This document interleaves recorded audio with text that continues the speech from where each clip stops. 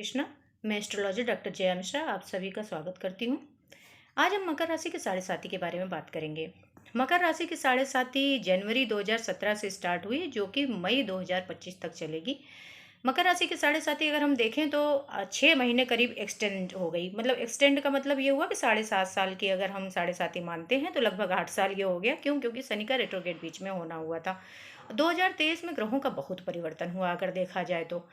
इसकी वजह से बहुत सारी राशियों में बहुत सारे प्रभाव रहे। और मकर राशि के बारे में जहाँ तक हम अगर बात करें तो मकर राशि शनि की राशि होने के बावजूद भी संघर्षशील राशि होती है, कर्मनिष्ठ राशि होती है। ये राशि बहुत ही कर्मशील मानी जाती है, कर्मठ राशि मानी जाती है। लेकिन इनका होल लाइफ अगर ये जो है कर्म नहीं करेंगे तो होल लाइफ इनकी प्रॉब्लम ही रहती है। मकर राशि या मकर लग्न जिनकी भी थी, दोनों पे ही, मकर राशि हो या लग्न हो, साढ़े साथी तो दोनों पे ही है। और 7.5 साल से ये 8 साल लगभग हो गया। शनि का रेट्रोगेट होना जो है मार्गी या वक्री होना एक अलग विषय है, वो पूरा टॉपिक हम नहीं डिस्कस करेंगे। लेकिन हाँ, ये है कि उससे फ़र्क बहुत पड़ा, जिसकी वजह से मकर राशि बहुत ज़्यादा परेशान रही, फाइनेंशियली बहुत ज़्यादा परेशान रही, रिलेशन वाइज बहुत ज़्यादा परेशान रही। और अगर हम ये देखते हैं तो गुरु भी वक्री हो गए, जो कि अब जनवरी में जाकर के मार्गी होंगे, जिसकी वजह से और ज़्यादा दिक्कतें हो गई। गुरु जो कि मेन आपके फाइनेंस के मालिक माने जाते हैं, उनकी वजह से और ज़्यादा दिक्कतें आ गई मकर राशि को। गुरु का रेट्रोगेट होना एक तरीके से जो पैसे थोड़े बहुत थे वो भी, उसमें भी प्रॉब्लम आने लगी। एक एक तरीके से ये भी, हम इसका बहुत ज़्यादा मकर राशि को परेशान होने का एक रीज़न ये भी रहा कि मंगल के साथ, यानी मेष राशि जो मंगल की राशि मानी जाती है, उसके साथ राहु का कॉम्बिनेशन बन गया था। और उसके बाद फिर वो राहु मीन में आ गए, तो एक दूसरे से आस्पेक्ट, और आसपास की राशियां जब किसी ऐसे ग्रहों से प्रभावित होती हैं, एंटी ग्रहों से प्रभावित होती हैं, तो उसके पास के ग्रह थोड़ा इफेक्टेड होते हैं। ये बहुत डीप विषय है और एक जो है ये एस्ट्रोलॉजी का विषय है, वो जो है हम बाद में डिस्कस करेंगे। लेकिन मकर राशि के लिए हम इतना ज़रूर कहना चाहेंगे कि मकर राशि वाले हमेशा इस चीज़ का ज़रूर ध्यान रखें कि वो कभी खाली ना बैठें, कुछ ना कुछ करते रहें, क्योंकि ये कर्मशील राशि है। शनि उन मकर राशि के लोगों के ऊपर बहुत प्रसन्न होते हैं, जो कि लगातार कुछ ना कुछ काम करते रहते हैं, कुछ ना कुछ सोचते रहते हैं।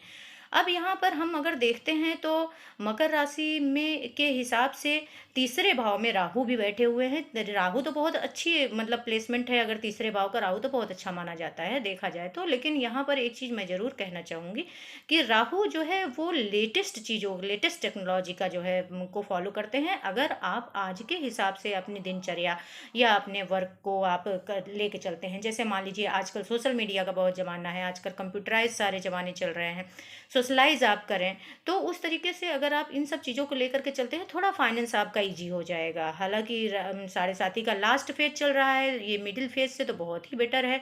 बट ये है कि कुछ कुछ चीज़ें इसमें जो गड़बड़ है। और मकर राशि वालों के लिए खुशखबरी ये है कि जनवरी से उनका कुछ कुछ जो है पहले से बेटर हो जाएगा फाइनेंस। बाकी रिलेशन वाइज तो बहुत ही गड़बड़ चल रहा होगा। और 2024 में बहुत ज़्यादा उम्मीदें नहीं हैं रिलेशन वाइज। मैं आपको कोई बहुत जो है ये नहीं, भुलावे में नहीं रखूँगी। ये मैं ज़रूर बताना चाहूँ कि रिलेशन वाइज मकर राशि का 2024 बहुत अच्छा नहीं जाएगा। इसलिए जो है बहुत शांति से अपने रिलेशन को, रिश्तों को बहुत शांति से हैंडल करें। और बाकी आप मकर राशि के हैं अगर तो उपाय ज़रूर करें। मकर राशि के उपाय में सबसे पहला उपाय ये होगा, बुधवार और शनिवार को काली सरसों, चारकोल जो होता है लकड़ी के कोयले का थोड़ा सा टुकड़ा या फिर थोड़ा पाउडर उसका थोड़ा हाथ में ले करके दक्षिण दिशा खड़े होकर के अपने ऊपर से 7 बार उसको घुमा करके और बेसिन या सिंक में प्रवाहित कर दें। ये हर बुधवार हर शनिवार को 6 बजे से 8 बजे के बीच में आपको करना ही करना है। दूसरा उपाय ये है कि आपको 52 पीली कौड़ी, ये मार्केट में उपलब्ध होती हैं, 52 पीले रंग की कौड़ी ले करके, 52 यानी काउंटिंग में 52 पीली कौड़ी होगी, उसको अपने ऊपर से घुमा करके शनिवार या बुधवार को अपने ऊपर से उसको घुमा करके आप उसको घी और कपूर डाल करके जला दें। जब वो पूरे राख रूप में परिणित हो जाए तो उसको ले जा करके आप कहीं बहते जल में प्रवाहित कर दें, बाहर कहीं प्रवाहित करें, ये जो है ध्यान रखें। तीसरा, छायादान, जो कि मैं अक्सर आप लोगों को बताती हूँ, छायादान जरूर करें। शनि मंदिर में दीपदान, पीपल के पेड़ के नीचे दीपदान, ये जरूर करें। इसको करने से आपको काफ़ी हद तक शांति मिलेगी। इसके अलावा राहु का कुछ राहु और शनि के दान हमने बताए हैं पिछले वीडियो में भी, फिर मैं आपको बता रही हूँ कि अगर हो सके तो कुत्तों को बुधवार को या शनिवार को हल्का सा पार्ले जी में थोड़ा सा सरसों का तेल लगा करके, पार्ले जी मैं इसलिए प्रेफर करूँगी या कोई भी बिस्किट इसलिए प्रेफर करूँगी कि मोस्ट ऑफ रोटियाँ आजकल नहीं खाते हैं कुत्ते, और अक्सर ये मुझे क्लाइंट इसके बारे में परेशान रहते हैं, मुझसे पूछते हैं, तो इसलिए मैं वीडियो में क्लियर कर दे रही हूँ कि वो भी आटे से ही बनता है, उसमें हल्का सा सरसों का तेल लगा करके आप उसको कुत्तों को खिला सकते हैं। इसके अलावा आप किसी को भी काली सरसों, काले कपड़े या फिर लोहे की कोई वस्तु, ये सब चीज़ें आप बीच बीच में हर शनिवार ले लें या 5 शनिवार ले लें या 1-2 शनिवार ले लें, 3, 5, 7 के काउंटिंग में चलें। अगर 3 शनिवार, 5 शनिवार या 7 शनिवार को आप इसमें से कुछ वस्तुओं को या समग्र वस्तुओं को, मतलब पूरी अगर उपलब्ध हो जा रही हैं, पूरी वस्तुओं का दान आप करके आएँ। और एक फाइनली लास्ट उपाय मैं आपको ज़रूर बताऊंगी। एक कपड़ा आप ले लें, थोड़ा सा छोटा सा हो, बहुत ज़्यादा बड़ा मतलब नहीं चाहिए, चौकोर में हो, या उसमें जो है आप काली उड़द और काला तिल थोड़ा सा डाल करके उसको बढ़िया सी पोटली बनाएं, और ऊपर का जो उसका पोटली बनाने के बाद उसका जो चारों किनारा होगा उसको बाकायदा ब्लैक कलर के धागे से बांध करके बाती नुमा उसको आकार दे लें।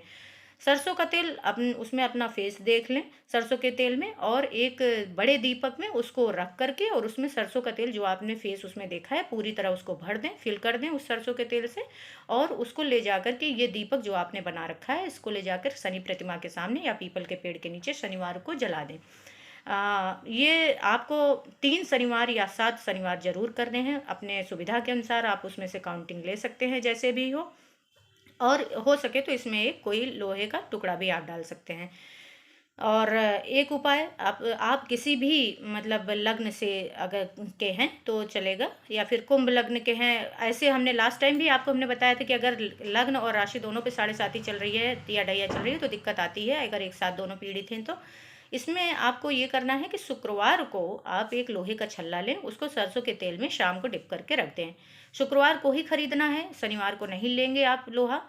शुक्रवार को आपको सरसों के तेल में डिप करके रखना है, और शनिवार को सुबह से वो लगातार डिप रहेगा। शाम के वक्त जब आप जो है दीपदान करके आएंगे, जैसा कि मैं आपको बता रही हूँ कि पीपल पेड़ के नीचे या फिर शनि प्रतिमा के सामने आप दीपक जलाएं।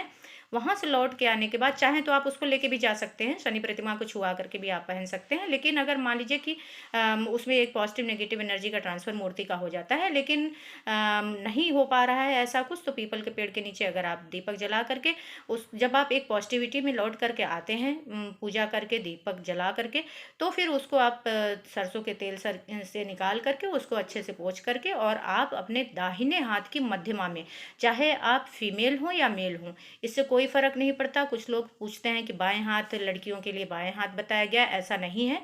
आपका हाथ, दाहिना हाथ आपका शुद्ध माना जाता है, पूजा पाठ के लिए ज़्यादा प्रेफर किया जाता है। दाहिने हाथ की बीच वाली उंगली में आप इस छल्ले को धारण करें, और 2 मई 2025 तक तो धारण करें ही करें। उसके बाद आप अपनी कुंडली किसी एस्ट्रोलॉजर से डिस्कस कर लें, जो आपके बहुत ही क्लोजेस्ट वो रेमेडी होगी वो आप किसी एस्ट्रोलॉजर से पूछ करके आप अगर करते हैं तो आपको ज़्यादा बेनिफिट होगा। और ये डिस्कशन आप मुझसे भी कर सकते हैं या किसी अन्य एस्ट्रोलॉजर के पास जा करके आप डिस्कस कर सकते हैं। इन सारे उपायों से महादेव की कृपा से आपको बहुत फ़ायदा मिलेगा। इन सब उपायों को जरूर करें, और हो सके तो किसी एस्ट्रोलॉजर से पूछ करके स्टोन की रेमेडी भी कर सकते हैं, क्योंकि आजकल बिजी शेड्यूल में कोई भी इतना फ्री नहीं होता है कि रेगुलर उपाय वो कर पाए। 1-2 बार करने के बाद हर कोई कभी छूट जाता है, कभी किसी को कहीं जाना होता है। स्टोन की रेमेडी मोस्ट ऑफ इसलिए मैं प्रेफर करती हूँ कि वो एक ऐसा रेमेडी है कि उसको अगर आप एक बार कर लेते हो तो थोड़ा सा उपायों में अगर इधर उधर भी होता है तो उसमें वो कंट्रोल कर लेता है, वो काफ़ी चीज़ें मैनेज कर देता है, बैलेंस कर देता है। लेकिन स्टोन अपने से ना धारण करें, हमेशा किसी एस्ट्रोलॉजर को अपनी कुंडली दिखाकर ही, डिस्कस करके ही आप स्टोन पहने। तो ये सारे उपायों से आपको शनि की बहुत शांति मिलेगी। हरे कृष्णा।